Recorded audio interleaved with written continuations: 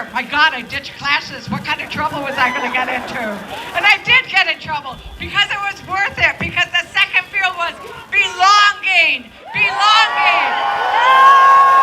Because I didn't know everybody on that hill, but we all belong to each other the same way. Today, we all are belonging with each other and for each other in our common purpose.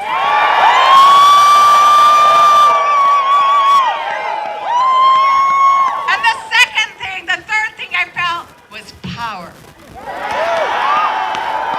Don't we feel a little power right now? We feel a little power right now.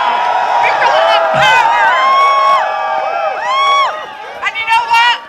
I mean, that was middle school. I'm not young anymore. I'm like what Bianca said. You know, I'm one of those boomers. Not quite a boomer. I am a boomer. But you know, I do stand with Yucca and I stand with the students. But you know what? I feel the same three feelings today. I feel fear.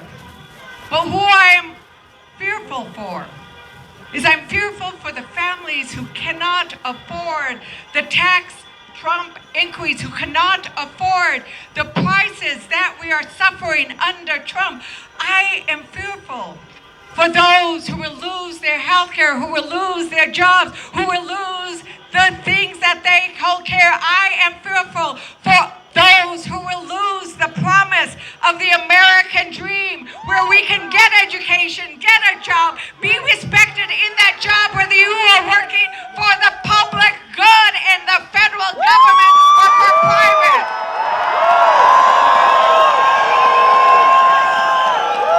Where you can buy a home of your own. And live in a home of your own and not on the streets. That's right. And when you are ready to retire, you have Social Security and a 401k that have not been destroyed by Trump.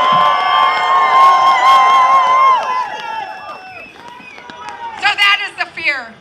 But the belonging is what we are doing today, right? We belong to each other and with each other because we have a dream about what could be if we act not from a place of hatred and division, but from a place of love and possibility. And the power. I need to tell you, I was supposed to be up with Dolores Huerta in Albuquerque right now because she's celebrating. I said, no, I need to be with my gente in Santafeans. But you know what Dolores would say? You know what Dolores would say? She would ask, who has the power? And we'd say, we have the power.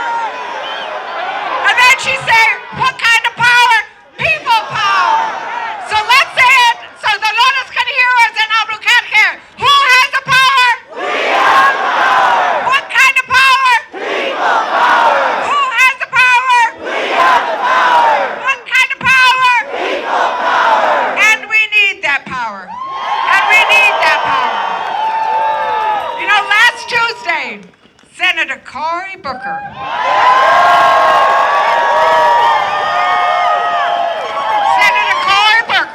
stood up to do something, to get in some good trouble. Because he told us it is a moral moment. It is a moral moment, and history would look back at us and say, where were you? Where were you? Well, I know that everybody in this crowd, when history asks us, where were you? When your grandchildren ask us and your children ask us, where were you? We were going to say, we were presente! Presente! Presente! Presente! We were presente! We were on our feet, we were in the streets, we were in the snow, we were in the cold.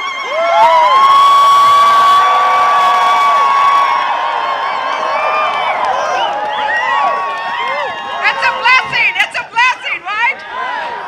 We were in the courtrooms, we were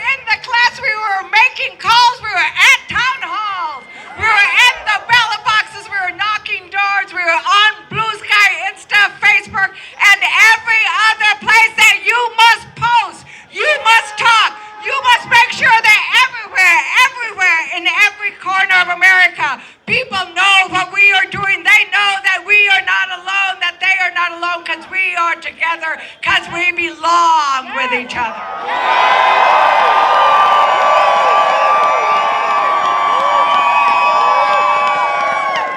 We were presente in the courtroom because Trump is losing case after case after case. And we might not win every single case, but we know we will prevail because what he is doing is unconstitutional and illegal, and we will keep suing the heck out of him.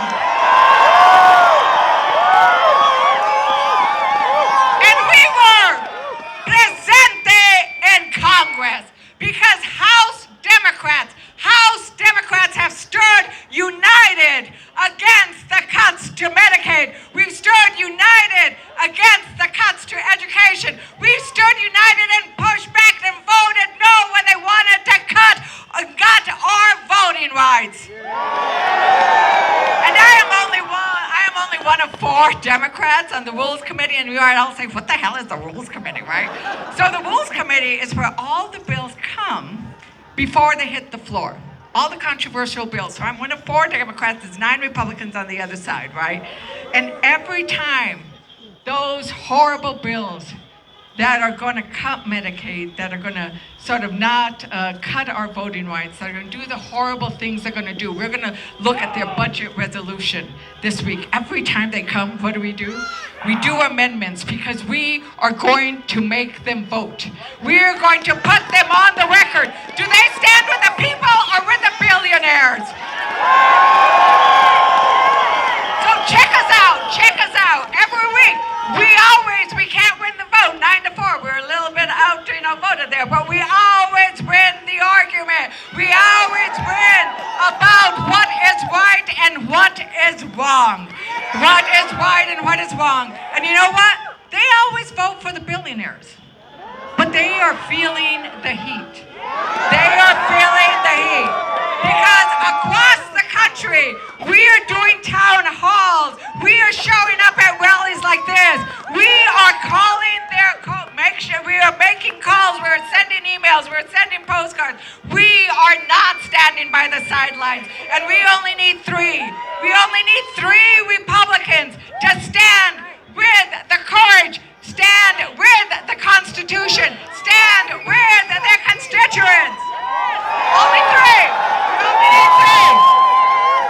We only need 3.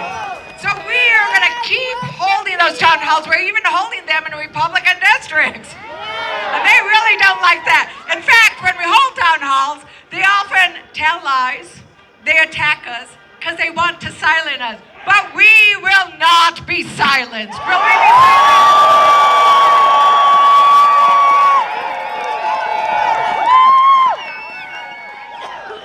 Because you know what? If we keep putting those amendments and we keep saying, will you vote with us to protect Medicaid, to protect education, to protect the immigrants who deserve the respect and the privilege that they want, who deserve to protect the environment, to protect everything we love. If they don't vote with us, we are going to vote them out in 2026.